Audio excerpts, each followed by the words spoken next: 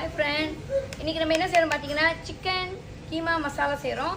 இது வந்து பார்த்தீங்கன்னா நான் வந்து அரை கோழி எடுத்துருக்கேன். அரை கோழி எடுத்து எலும்பு இல்லாமல் வெறும் இறச்சி எடுத்து நல்லா கொந்திட்டேன் பாருங்க. சிக்கன் கீமா மசாலா நம்ம செய்ய போகிறோம். இது பார்த்தீங்கன்னா சோறுக்கும் சாப்பிட்லாம், சப்பாத்தி தோசை எல்லாத்துக்கும் சாப்பிட ரொம்ப நல்லாயிருக்கும். இப்போ என்ன போட போகிறோம்னா ஒரு பட்டை, ஒரே பட்டை, 4 கிராம்பு, 3 ஏலக்காய், 2 பிரியாணி இலை, 1 ஸ்பூன், இந்த ஸ்பூனில் 1 ஸ்பூன் சிறுஞ்சீரகம்.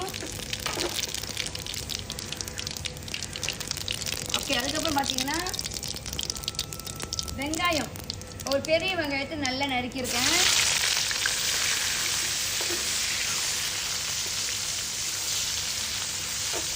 நல்லா வதக்குங்க.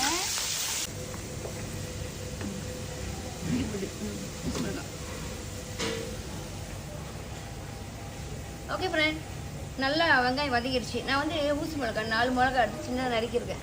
நீங்கள் என்ன செய்யுங்க, வீட்டுக்கு பச்சை மிளகா பழுத்து மிளகா போச்சுக்கலாம், ஓகேங்களா? ஏன்னா உரப்பு சாப்பிடாதவங்க இந்த ஊசி மிளகா போட வேண்டாம். இது நான் வீட்டுக்கு செய்யணும் ஃப்ரெண்ட். என்ன கொஞ்சம்னா இது ஒரு வரல அரை கோழி அது உள்ள செடை மட்டும் எடுத்துட்டேன். ஊசி மிளகா போட்டு நல்லா வதக்கிடுங்க.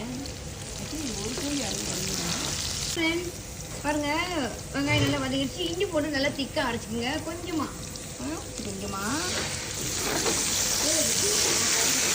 இஞ்சி போட்டு பார்த்தீங்கன்னா நல்லா வதங்கிடுச்சு. நீங்கள் என்ன செய்யுங்க, கோழியை பார்த்தீங்கன்னா நான் நல்லா அனுப்பிச்சு பண்ணி வெறும் இறைச்சி பகுதியாக எடுத்துக்கங்க.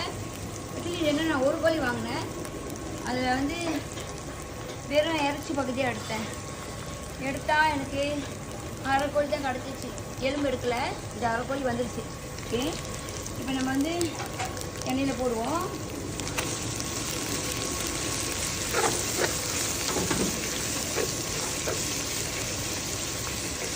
பார்த்தீங்கன்னா கோழி பாருங்களேன், நம்ம கோழியை வந்து நல்லா வதக்கிட்டு எண்ணெய் நல்லா வதக்கிடுச்சு. இந்த கரண்டியில் அரை கரண்டி மஞ்சத்தூள்,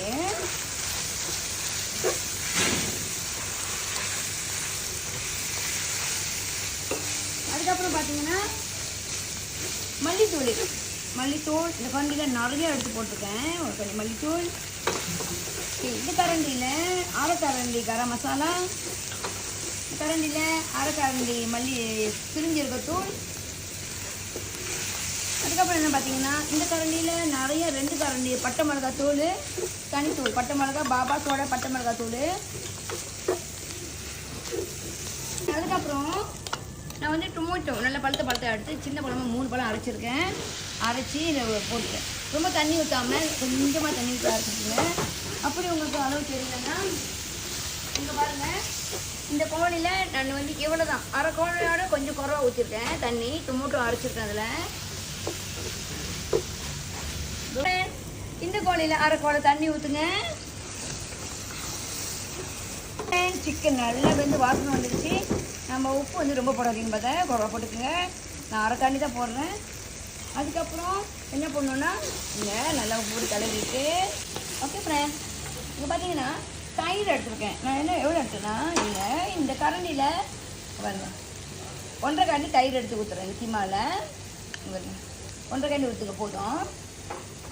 அதுக்கப்புறம் என்னென்னு பார்த்தீங்கன்னா மல்லித்தாள், இந்த பாலில் ஒரு பால் எடுத்துருக்கேன். மல்லித்தாள் போட்டுக்கோங்க.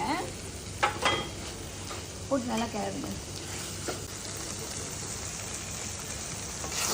ஓகே ஃப்ரெண்ட், பார்த்தீங்கன்னா இந்த chicken ready, chicken keema masala ready. இதை நீங்கள் பார்த்தீங்கன்னா சோறையும் சாப்பிட்லாம். பிள்ளைங்களுக்கு இதை பிடிக்கும் ஃப்ரெண்ட். ஏன்னா வெறும் எலும்பு இல்லாமல் நம்ம வெறும் இறைச்சி மட்டும் எடுத்து கொஞ்சிருக்கோம். இதை நீங்கள் சப்பாத்தி வச்சு சாப்பிட்டீங்கன்னா ரொம்ப ருசியாக இருக்கும். சோறு வச்சு சாப்பிட்லாம். இந்த மாதிரி பிள்ளைங்களுக்கு வீட்டில் செஞ்சு கொடுத்தீங்கன்னா பிள்ளைங்க கடை சாப்பாடே கேட்க மாட்டாங்க. வீட்லேயே நம்ம செஞ்சு கொடுக்கலாம். ரொம்ப நன்றி ஃப்ரெண்ட்ஸ். ராஜேஷ் இப்போ